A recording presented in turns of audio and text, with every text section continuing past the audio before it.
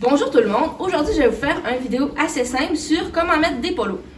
Pour commencer, si on veut savoir en gros à quoi servent des polos, c'est vraiment pour venir soutenir le tendon puis protéger des chocs. C'est vraiment important de bien savoir appliquer le polo parce que si on l'applique mal et pas de la bonne façon, il peut avoir des tensions sur la patte du cheval, il peut en résulter des blessures, des tendinites, etc.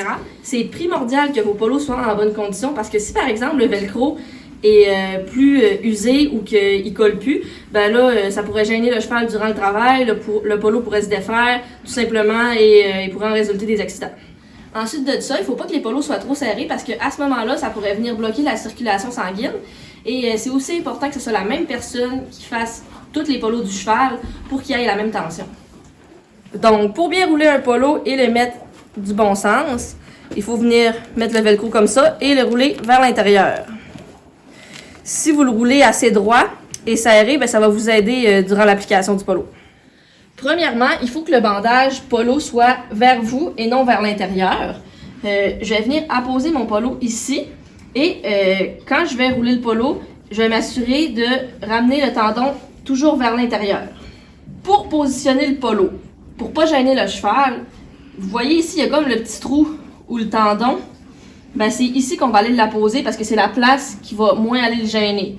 Donc si, mettons, je le mets ici ou je le mets ici, là, ça pourrait créer des tensions. Donc je vais commencer ici, un peu plus bas que mon genou. Je vais apposer mon pouce et je vais commencer mon polo toujours avec la même tension. Rendu ici, vous allez tirer vers vous pour serrer un peu le polo. Puis c'est important qu'il n'y ait pas de poche ou de pli qui se forme pour justement aller créer de la tension sur le tendon. Un petit truc comme ça, vous pouvez compter jusqu'à 4 en descendant. Donc maintenant, j'ai un tour. Puis pour faire des beaux polos à la coche, j'essaie d'avoir le même espace entre mes tours. Donc là, je pourrais comme faire 1, 2, 3, 4.